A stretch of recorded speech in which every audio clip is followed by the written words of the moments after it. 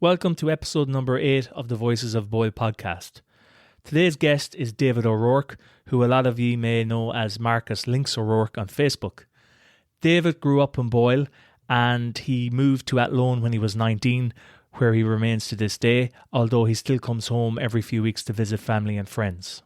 I hadn't spoken to David in person in 10 years, so I was really looking forward to our chat today. In this episode, David takes us on a small trip down memory lane and speaks about a variety of topics and subjects, all relating to Boyle, that have had a major impact on shaping his personal life. So I hope you enjoy the episode, and let's get into it.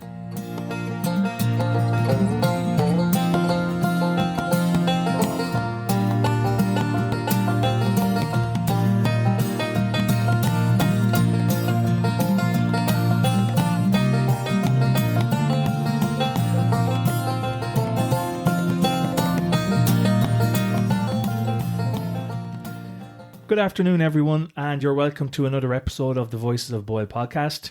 Today, I'm joined by David O Rourke, who a lot of you will already know from around town. David has kindly travelled from Athlone this morning, especially to join us. So, David, thanks very much for making the effort to join. So, to start things off, David, why don't you tell us a little bit about where you were born and grown up in Boyle back in the early days? Thanks, Carol. Thanks for having me here. I was born on 4th February 1976 in Holliston Hospital in Dublin. Around the time the 76, my mum had moved away to a mother and baby home in County Meath, and when she was due, when I was due to be born, I was brought into Dublin, and within a couple of days, my aunt Laura Rester, my grandmother Laura Rester, they travelled up to Dublin, and I was brought back to Boyle. And I was christened, strangely enough, Marcus O'Rourke, but we get into that in a few minutes' time, whatever the case may be. But I was christened and moved back to the old house, as I call it, on the French Park Road, just opposite Flanagan's Field there. And start by saying there was no proper sanitary conditions in the house, and the house consisted of myself, my mum, my Aunt Pauline, my Uncle Chris, and my mum Bridget, of course. And in 1977, Doric was born, so he was living there for a while. I've fond memories of the old house, as I still call it, and at that point, would have been memories from 78, 79, and coming into the 80s, and 1980 all changed for me when I started going, 1981, when I started going to school in the Convent National School here in Boyle. And I may not mention this before, but a relation of yours, Carlo, I think your aunt is Una Byrne. Oh, yes. She was my first teacher, and Una had a great rapport with us as students, and she used to bring us on picnics to the riverbank, and she played accordion as well. That's right. And I remember her playing The Wheels on the Bus Go Round. That's right, yes. So that was 81, and Doric had joined me. Doric, my cousin Doric, Pauline's son, had joined me in school at the time. My first memory of the day itself that I started school, I was a bit sceptical about staying in, so I ran away from the classroom, but my mum and my aunt brought me back, and managed to capture you. Managed to capture me. So that was junior infants. Senior infants came along to, I think it was Miss Sheeran was our teacher, and then first class Holy Communion year, Miss McHugh, and what else can I say? So that was in the school in Boyle, but you didn't go to national school, was it, in Boyle? Then you would have. Did you go to? You weren't in. I'm just trying to think. Did you go to Grange? But before I went to Grange, I was at St. Joseph's National School there in Abbeytown, yes, Boyle for a while. Yeah, and then you went to Grange. I went to Grange, right. I was up to 4th class in 1987, I think it was. And after a while, I got to know certain students because they had moved to Grange as well. Cousin Doric had moved to Grange as well, and Paul Flaherty had moved there, right. And other students at the time when Paul McGarry Marcus Jackson, Joanne. Yes. Were they all at Grange as well? Yeah, Grange was a strange setup because it consisted of only 2 classrooms and there was roughly 31, 32 pupils. So you had Miss Layden, she'd teach junior infants, senior infants, first class and second class, and then Eamon Purry would teach third class, fourth class, fifth class and sixth class. He was the headmaster. He was the headmaster, yeah. I didn't know there was only 2 classrooms. Yeah, we used to. It was a small little. It's only a national school. I think it was 1907 it was built. I could be wrong, but there was a book released about 10, 15 years ago about the history of Grange National School, and there's certain poems and there's certain stories in it, and it gives an anthology of up the school and pupils year by year who was in it. So I had the book myself, but I was just trying to find out where it is at the moment. Other than that, that was Grange, and previous to Grange, as I was saying there, there's St Joseph's National School there in Abbeytown. Michael Carty. Michael Carty was the headmaster, and as far as I recall, it was Miss Tunro and Miss Tansy. They were the teachers in third and fourth class. And Jack Fallon in fifth class, yeah. Fifth, yes, that's right. And I slightly rebelled to a small degree back in when I was in the boys' school because I got my ear pierced. Which would have been a big thing back then, I suppose. Would have been a big thing back then, but it wasn't really allowed and in the school. So I decided to move to Grange instead because parents-in-law took out the earring and moved up to Grange. Like Grange, I've huge memories of Grange, like Christmas play, like different points from the library venues come along, and what else we got? Obviously, our injections, rubella, and to get them to the school as well. Yeah. But the strange thing about the school is it's like being living in a house, because the headmaster, Eamon Purry, he used to have a little shop where you go buy copies, pens, or whatever he gets needs to have.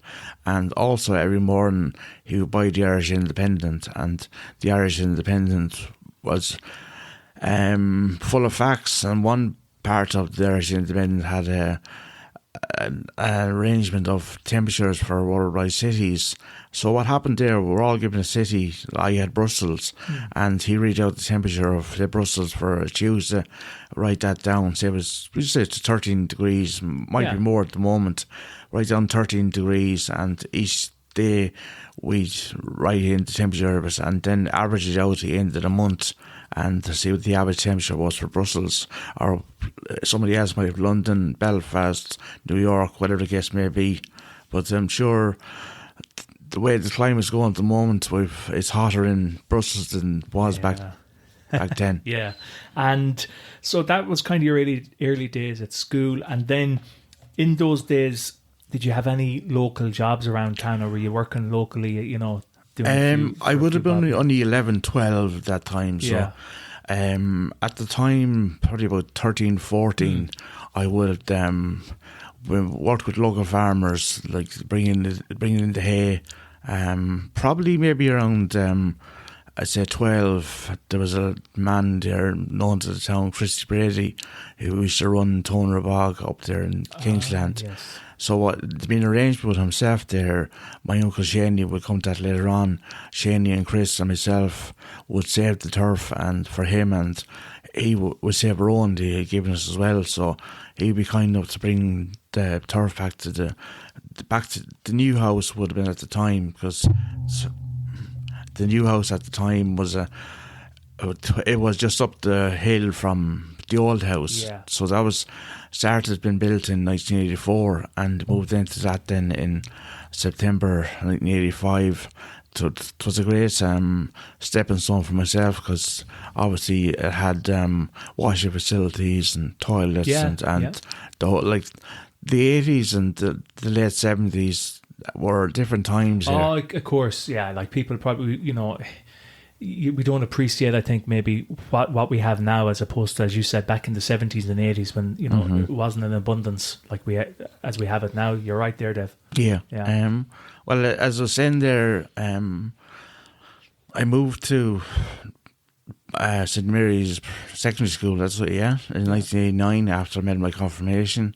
And that's a whole different ballgame for myself because we'd have different teachers for different subjects, likes of Frank Tibbner for Spanish, Paula Walsh, Paula Finnert, Irish, exactly, yeah. Francie Blendigan, I think, has seen science, yeah. Yeah. And because you were only 2 years ahead of me, so I would have had them same teachers.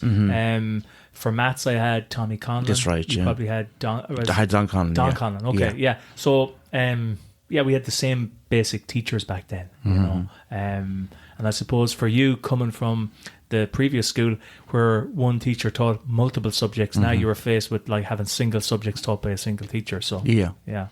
I enjoyed St Mary's at the beginning, but things started to progress. The homework started to get a bit harder. Yeah. And the unfortunate thing about my mum, her reading and writing is not the best, so I couldn't really get any help from her. And so I started to lose interest in school a small bit. And back to the job scenario, I decided to move to Sligo to a youth reach programme run by FOSS down in St Anne's in Sligo, and that was studying woodwork, art, some acting skills, some cooking, and after a while I left that. Then at the time I was going through personal problems with regards to my mental health and that factor, but and was that did you spend long down in Sligo, David? I spent about maybe 3 to 4 months. Yeah. And I came back and it was I worked around Boyle in terms of Betterware. I don't know if you ever heard of Betterware. Yeah. It was an English company which Derek at the time had decided to come on board with myself. So we distribute the catalogues and we call back to the houses a couple of days later and see was a complete order sheet. Luckily, oh yes, the kind of there's a few modern versions of that I think nowadays, or there were anyway. I can't remember the names of the companies, but yeah, they drop off catalogues, especially around before Christmas, and people would then get their Christmas kind of orders in. That you know, I think there was, I can't remember the names of the companies. Well, it was Celtic Campers, I think, was one of them, and then Marlborough Trust, I think, was another one. Yeah, maybe that wasn't the one I was thinking of, but it's the same premise. Yeah. Same premise. Yeah. So Derek was doing that, and you came on board. Did you for a while with him? Yeah, we started to distribute the catalogues in Boyle and Balladreen, and luckily enough, there was a friend of Derek's mum there. He used to drive, and he'd bring us with the goods when they were delivered to his house in Luggett Avenue, and we'd bring. Just I would say we just say Dr. Jones needs a new egg turner and maybe whatever the case is. So he put that down in the order sheet in the catalogue. Yes. And after a few days that arrived, we'd bring him and he'd pay whatever it cost, and we'd get a commission on what the sales of the object was. Yeah. Okay. Yeah. It's and did Derek also do? I remember. Back in when my mum had the chipper, Derek used to deliver bread, I think. Did he do a bread run or something as well? This would have been in maybe late 90s, early 2000s. That's right, yeah. Well, Derek at the moment, he's living in County Kildare, and he's married to a girl up there with 2 beautiful kids. He's still involved in the bread run, but this time he's with Brendan's, and at so the he's time still involved in that. Okay, that's interesting. He does a franchise with Dan. Brilliant. But at the time he was working for Irish Pride, and they delivered with in turn him, he would deliver the bread to local supermarkets and etc. etc. Yeah. Irish Pride with their bakery is based in Ballarobe, County Mayo. I know all this from my days in Athlone working in SuperValue. Okay, yeah, that's because I do always remember that, and I didn't know then, were you involved with him in that business back then, or that was... No, I to some degree from 93 onwards, I was working with Mrs. Fury in 93, just 17 there I was. Miss Fury out in Felton, Nora Fury, she used to own a farm, and I don't know if anybody remembers her. She used to deliver the milk to town each morning. Her husband was Sonny, and so she was an elderly woman, so I used to clean out the sheds, feed the cattle, and take in taking deliveries for her, like when she'd order, say, with like Super Value, or she might need some milk or bread. So she'd tell me the night before what she needed, and then when I come into work the next day, I'd bring it in to her. Yeah. And I remember you telling me as well a while ago about yourself and Derek used to collect call cards. That's right, yeah. That's an interesting little gig. Tell us a bit about that. Well, call cards now are obsolete at the moment, and at the time, Derek used to do it more so on professional status because it was a call cards collectors club, and in Sligo you could buy call cards that were still up to scratch, like in terms of to have the same units. We'll just give an example there. There was Horse Racing of Ireland, which is 10 unit call card. So that 10 units, which one unit would be something equivalent to 20 pence at the time. Okay. So I used to go around the phone boxes and see if there's any left behind, and then collect them. But these be used. But there was one particular time when there was a 50 unit call card, which was I found in phone box in beside the clinic. Yes, I remember it. Yeah, I remember 071 6157 was the number. I was trying to ring it back, but how'd you remember that number? There's some boy for the dates. Oh yeah, well, yeah. So I got the call card. I think there was 37 units still left on it. I can't remember what I. And you were able to then get reimbursed for them unused units, or did you sell them to someone else? I mainly collected them, but Derek was selling them to another person in Dublin, like, and it's not a collection. Like basically, you had the Rhodes 3 1994, I think it was. I do remember there was different themed collections. Yeah, it was everything from Jacobs across to Bondex across to Callow's Cornflakes. It was a nice implement at the time to have. And not only are the cards obsolete now, but so are the post. There's no phone boxes anymore. Yeah, exactly. So yeah. it just shows that whole industry basically is now obsolete. Exactly, yeah. Which is kind of crazy. So you are potentially, if they were being sold back to someone, how would that person know if you were giving them a card, just say back then? How would you be able to validate that there was maybe £3 worth of credit on this? Was there a way of validating that, or would they have to go into an actual phone booth, put it in, and see if there was credits coming up on the screen? That's how. Yeah, they insert it back into the slot. But the ones that Derek was selling would have been mint still in the packaging. And I actually got the catalogue once from Telecom Éireann in Sligo, and I was going to start buying some of the call cards from Sligo. But I just mainly doing it as a hobby. But I think Derek was doing it as a slight investment to some small degree. Yeah, he obviously had a bit of an entrepreneurial spirit about him, Derek, back then. A bit before, his time in terms of a lot of other people wouldn't have been thinking along those same lines. Exactly, yeah. So, growing up, obviously, in Boyle back in those days, do you have any favourite, childhood memories? Like, I spoke to a lot of the other guests on the episodes, and, things stand out for them would be the Gala Festival, maybe the hot air balloons. What would be your kind of thoughts or memories of them old days, David? Well, I'll have a lot of memories of the old days. One point you mentioned there was the hot air balloons down in Lough, and unfortunately never got the opportunity to go up into one. But the point is, they go in different directions. They might go towards Coot Hall or Kingsland. Depending on the wind, exactly, yeah. So there are fields that have to land in, and so the farmer itself would have to come out and open gates for the jeeps and the trailer to come in to the land, and then once the balloon had landed, then obviously be all packed up again. That's one point. There's other points then I remember from Christy Wynn's that I used to have. Have you ever heard of a spud gun? I do. I had many of them. Especially growing up in a chipper, I had plenty of spud guns there. Plenty of spuds to go along with us. Exactly. Well, that was one implements that I got from Christy Wynn's. Anybody remember marbles? Oh yeah, the Shanleys would be the top dogs around town. I remember for those. Danny and Tony Shanley. Oh, you definitely did. Like when I say we, myself, Derek, and the other lads would hang around Plunkett Avenue, because I started to hang around Plunkett Avenue because I was living on my own at this stage, well apart from my mum and my uncle in the new house, which we moved into September '85.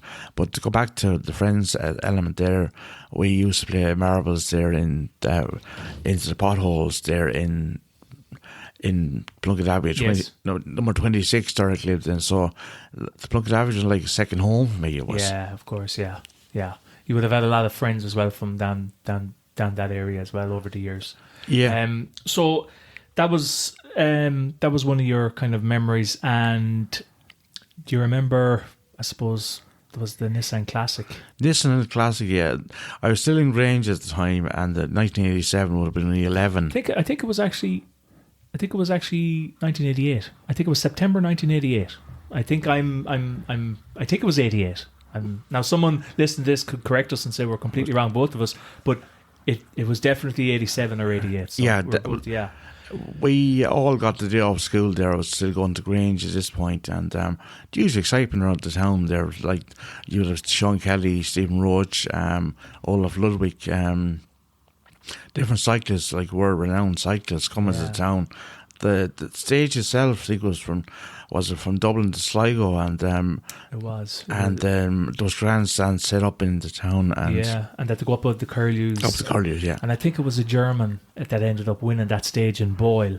I can't remember his name. It wasn't Olaf Ludwig, was it?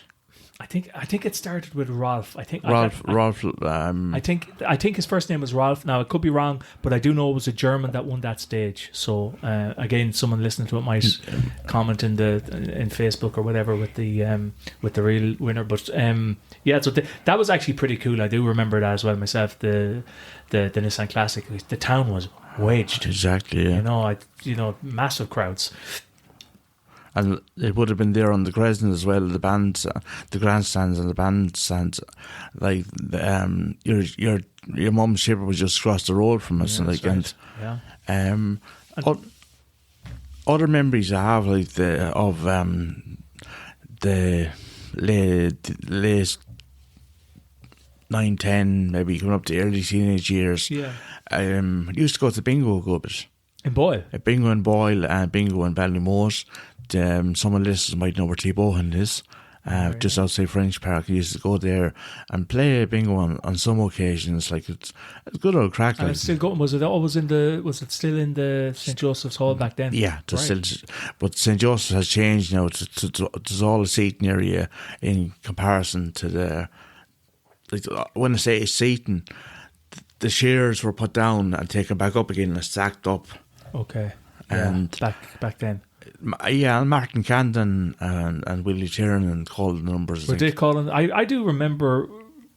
I think I went to bingo as well a couple of times when I was younger, but I do remember Willie Tiernan calling the numbers back then. Yeah. And growing up, was there any other major sporting events that would have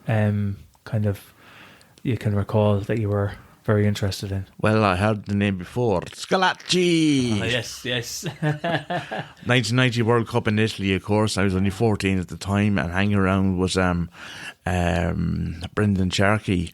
And we still would have been too young to go to pubs, like, watch the matches in the pubs, so watch them at home. And I decorated my own room with basically all the different posters, and made up a table of all the different matches, and but watched. And like, the most exciting time I remember was, of course, when Timofey versus Bonner, and then David O'Leary scored the winner. Exactly, yeah.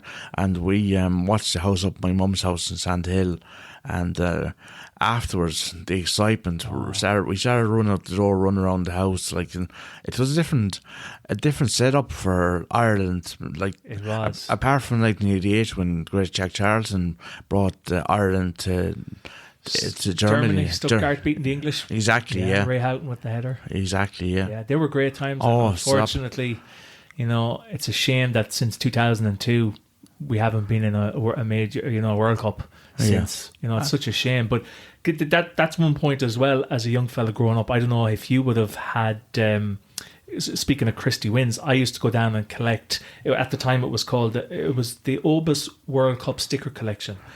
So it was a special edition, a World Cup Italia 90 edition. A lot of fellas our age would remember this, but I used to collect the stickers. I'm not sure, did you collect any stickers back then? Well, that's going to lead us into a complete new story. Have you got a half an hour, have you? You can shorten it down, yeah. Basically, Panini was the company involved, and they had a folder, and each week you collect a piece, like everything from the stadiums, across the previous World Cups, across to points of history, like great players gone by: Pele, Jeff Hurst, Rivellino. Ronaldo wasn't around at the time, but there was Romario. I remember him, yeah. And so basically, I used to collect that down in Frankie Feehan's McDonald's newsagent when it was open at the time.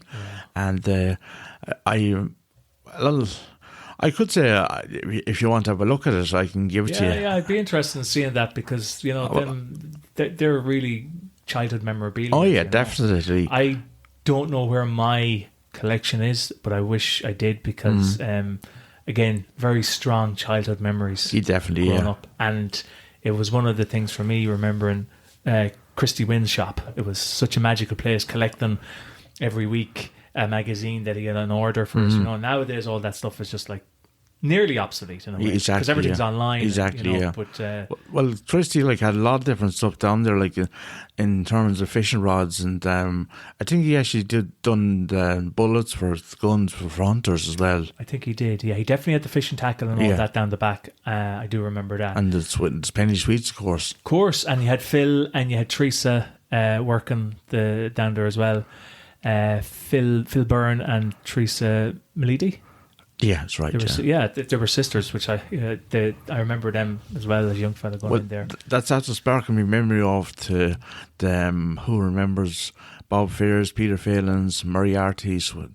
They're all gone from the town. Remember Don's? Oh, definitely. Down the lawn, the two pool tables and certain machines. At the time back then, it was the big competitor to Bob's, if you remember. Yeah, exactly. Because it was only Bob's, and then you had Don's coming along with the pool table aspect of it, and but there, as you said, all of them are gone. Like it's.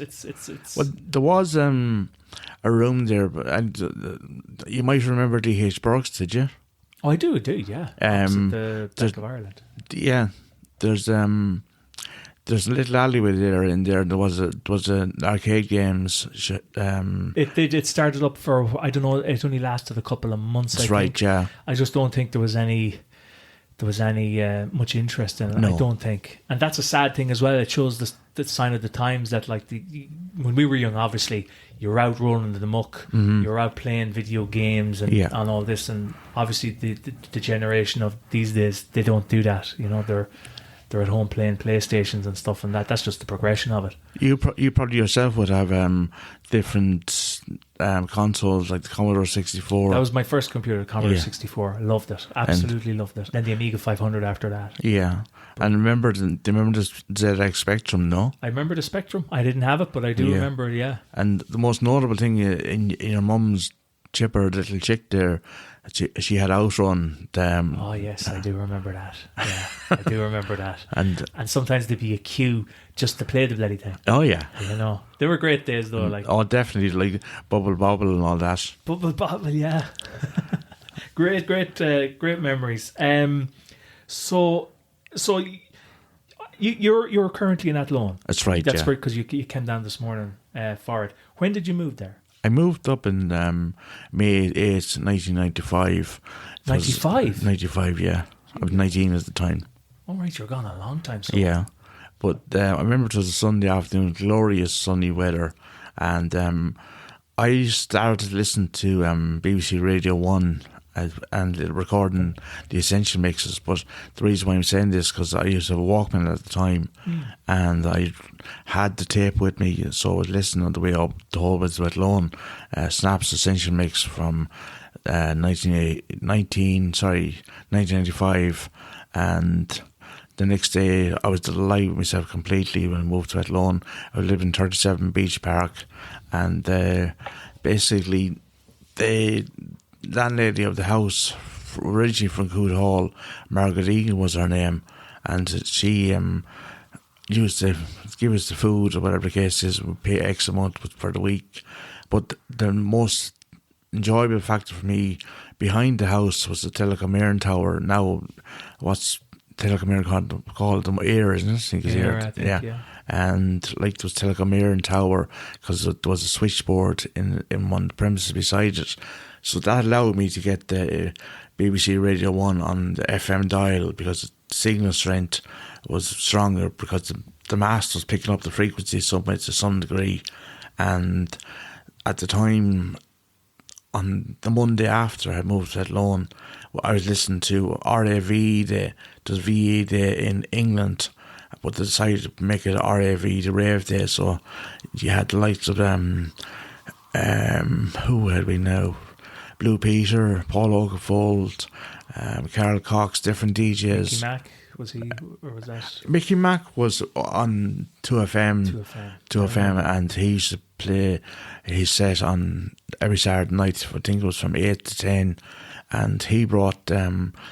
You would remember the Fourth Dimension, yeah. And he brought the Fourth Dimension to the limelight. You probably remember the classic the Fourth Dimension track Storm. Yes, I do. Yeah, many time he's been dancing to it. Tune, yeah, big tune at that. Yeah. So why? So you're currently living at you never moved back. I did move back from about 2014 to 2018. I was living in Boyle here, right. But then my daughter is in Athlone, okay. So I managed to get a house in Athlone, and my daughter, she's leaving cert at the moment. So I want to be around her, and we like different memories for her. Like growing up in Athlone, obviously you mentioned the point about the consoles. Like everything is online at the moment, playing games like Minecraft and different games like that. Yeah. But Athlone, after initially, why I went up to Athlone because I was doing a FOSS course in Garrycastle, and I had a huge interest in art at the time, be it graphic design, so I wanted to go along and try and get certificates to try and obtain to a course in graphic design. And that was in Athlone? That was in Athlone, right. Yeah. I was going to ask you, why Athlone? What was the attraction of going to Athlone? Well, basically at the time, there was a woman who helped me out, and she got to arrange the interview in Garrycastle, and I moved up there, but I hadn't got adequate education in terms of my leaving cert to pursue the course in graphic design. Okay. I was also into computers, and that led me into Athlone Community Workshop, which is in Lister Street in Athlone. Anybody that knows Lister Street knows beside the Dean Crow Theatre.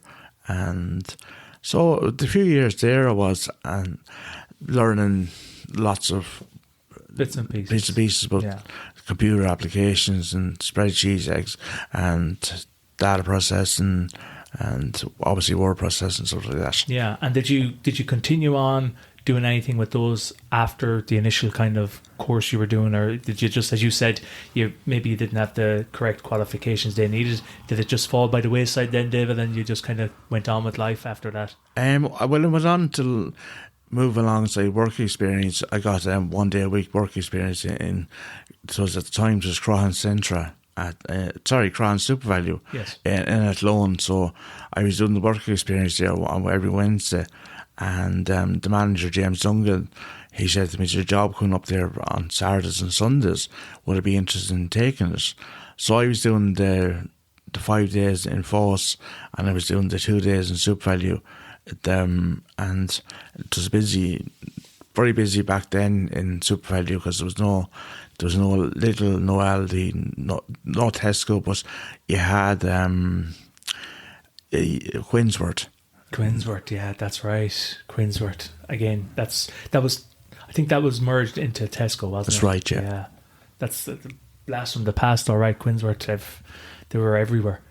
Yeah. So you obviously have a huge interest in music. Oh, I definitely. think that's why anyone on Facebook would know that. But interestingly enough, your name on Facebook is Marcus Lynx O'Rourke. So I was interested. Now, you did mention at the start you were christened Marcus. Yeah. But what's the links, or what's the significance of links, or where did that come from? Well, the significance of links is anytime somebody's talking about something, I was just like that, click the finger, and I'd know something attached to it straight away. So somebody started calling me Links. Marcus came into effect, I was baptised Marcus, and a lot of people would know me as David because basically I don't think the family liked the name Marcus and where it came from, but they started calling me David. So a lot of people, like your mum, etc., etc. Certain school friends, like would have went to school, would obviously know me as David. Yeah, and I would have always known you as David. I'd never heard of Marcus, and then when I saw your name was Marcus on Facebook, I was like, there must be maybe an alter ego name or something. But there is also another name you go by on Facebook, which is DJ Frank Malloy. So tell us a bit about that, because that's interesting as well, I think. Right, DJ Frank Malloy is a fictional DJ from Galway. I was involved with Shannon Storytellers a couple of years back, and basically it's a short story group. We come together and there's certain meetings. I think it's the third Thursday of every month. We meet up and we can read a story from a book, or some of the points you might write a story. So I came up with this character and decided to write a story about him, and that was put into a book for Shannon Storyteller's Creative Anthology. So it's the first story in the book there, and I'm also involved in poetry in the park in Athlone, so I write a bit of poetry. I've seen you reading some of that poetry on Facebook as well. And that's interesting. So another question, which I think this is kind of funny as well, is because in some of when you're doing the Frank Malloy kind of twists, you have a mask on. And where did the mask originate from, or what's the significance of that? Because it's priceless. Like, anyone that hasn't seen it would think of what's going on here. But it is very funny, I think. I do. I think it is a good little twist. I think about the mask in Athlone, like the reason why it came to me is people haven't seen the mask, but people that have saw it will know there's a huge smile from Frank Malloy. So in terms of I became Frank Malloy because I'm happier with life at the moment. Like, and there's a large smile from myself. I might, if it's possible, to drift back slightly to when I was in the workshop there. There was a time in 1997, just past my 21st, at Lone Community Workshop. I was still a trainee in it, and a local convent had decided they were going to offer a trip for two people to go to Champeau in France, which is just about 50 kilometres south of Paris. So I was chosen with another lad, and basically we went to Champeau. We spent a bit of time in Paris. But the reason why I bring this on board, on the last day of the holiday, we were all around the Eiffel Tower, and I wrote words in chalk on the Trocadero: use your illusions for one day your dreams will become reality. So I brought that phrase inside my head when I was creating DJ Frank Malloy, and I have the story on Facebook as well in an alter shade of words. It's basically no, sorry, my apologies there. It is, it is an alter shade of words. Yeah. Okay. And the storyline there was several poems. So that's where the DJ Frank Malloy kind of. That's where DJ. Yeah. Well, I've also spent time in a local radio station in Athlone, community-based objective, where I had two. And you learned probably a few tricks and stuff. Oh yeah, like that. definitely, yeah. And obviously that's something that you'd like to pursue as well going forward. I'd say you have a huge interest in music. Your knowledge of the trance techno house scene would be second to none, I'm sure. I know over the years you would have sent me bits and pieces, clips here and there of different tracks that would again spark memories of my days in college, and it's great to relive those memories as well. Oh, definitely. Like music is, it enhances the brain so much. Like we all become so happy when we find a favorite track of ours. Like Absolutely, yeah. and like even in terms there when it mentions about going to, when I was 17, going to Mohill, going to Carrick-Shannon, going to different concerts. Like you probably remember Scooter, do you? I do, and I was only listening to him there the other day. But back in the early days of his journey in dance music, it was the first album I bought of his was bought in the record room in Sligo, and it's called And the Beat Goes On. Yes, that's... But the track which geared me all off towards that was called Rasfady and E, and I mentioned BBC Radio 1. I used to listen to another DJ on BBC Radio 1 called Danny Rampling. Danny Rampling would have a show on Saturday evening from 7 to 9, the Love Groove Dance Party. And on that basis, he played Scooter Rasfady, and I suddenly fell in love with the sound of this. So I thought to myself, I must go down to Sligo and see can I get the album.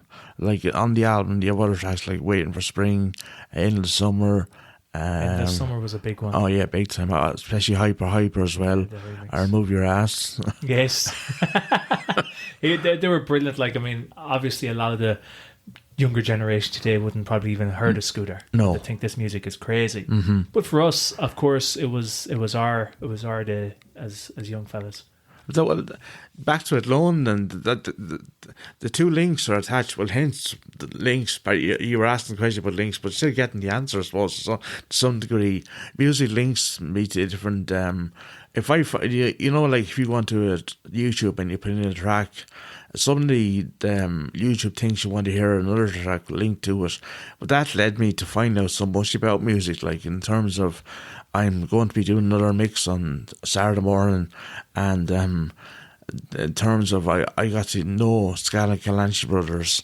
They're an orchestra with basically about 57 girls singing songs, and Scala plays the keyboard as far as I'm aware of. But anyways, that's hence back to Athlone. I'm working at the moment in Athlone, and things are going great. That's brilliant. And you also do is it a Mixcloud or Mixcloud? Yeah, Mixcloud. Yeah. So you have I'll link to that as well right. in the show notes in the blog post. So if anyone wants to check that out, but yeah, it's a good way kind of to do a bit of your own kind of creative expression of your music and that you listen to. And do you have any other musical genres that you listen to, or is it kind of the same techno, trance, house? Is there anything else that you would? Well, I listen to Bruce Springsteen, everything across the Oasis, Blur, Pulp, U2. List goes on. It does, like in terms of I even listened to a bit of Mozart. That well, when I say Mozart, that's probably classical, exactly. I'm the same, believe it or not. Two of my favourite types of musical genre would be classical, and then your kind of trance techno, which is a kind of the opposite side of the coin, but it's not that uncommon for people to like those two musical genres. No, like probably the reason why I liked so much classical music, because when I was going to Grange National School, in the mornings, Eamon Purry would put on a collection of Mozart, Beethoven, and let us hear it. I'm not too sure how he was playing it. Like it probably was cassettes back then, because even I have a few cassettes left at the moment, but different recordings from the radio. We were saying back then, like classical music, it's so empowering for the brain. It is, absolutely. The classical has been proven to kind of more or less kind of, as you said, stimulate the brain and kind of, you know, it is definitely something that's positive for sure. Yeah. And I suppose, I mean, is there anything else I haven't asked, David, that maybe I should have before we wrap things up? Is there anything else that you would like to cover?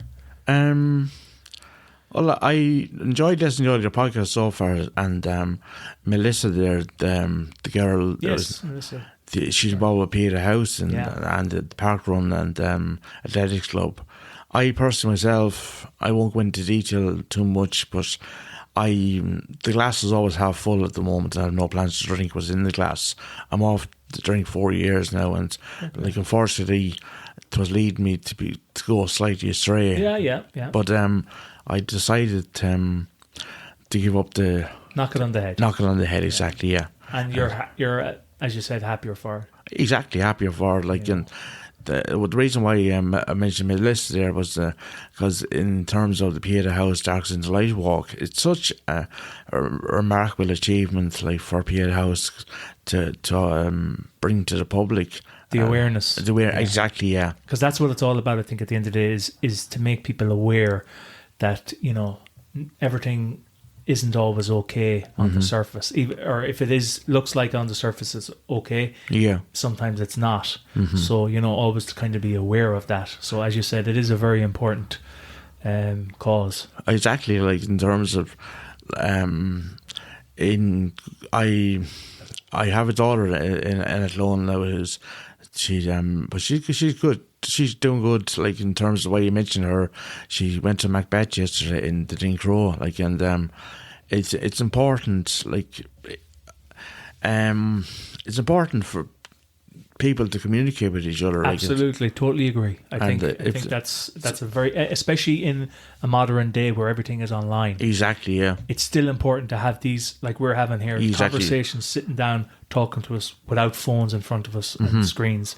And, it's important. And that's one of the reasons why myself and Flower with this podcast is, apart from capturing stories from people from Boyle like yourself and Melissa and Richard and all them, it's just to have these conversations documented for posterity, because they are so important. Exactly, we're losing this medium of conversation, and it's so important to keep that, as you said. Everything involves like looking at a screen, like seeing the words pop up, right? You may have noticed this morning when I was in contact with you, then the voice messages rather than text, because I think I'm a talker rather than a texter, and like, that's it. And a lot of people are like that too. It's just easier, especially on the likes of WhatsApp, to just talk instead of typing the whole thing. Exactly, yeah. I get that, but. Listen, David, it's been an absolute pleasure talking to you. As, yeah. I think we covered an awful lot of things there, and you jogged my memory and sparked a few little memories there from your memories. Yeah. As people listen to this, hopefully they'll get some memory jolts from it as well. So, listen, thank you very much. I appreciate it, David. Thank you very much. No problem. Bye-bye. So that's it for this episode, folks. I hope you enjoyed listening to it as much as I enjoyed recording it. If you like the content, we'd really appreciate it if you could share it. You can follow us on Facebook by searching for Voices of Boyle, and you can also contact us on our website by visiting voicesofboyle.com. We're always looking for new guests, so if you'd like to be on the show, or if you know someone who you'd like to join us, please reach out to us via our Facebook page or website. Thanks very much, and we'll chat to you again soon.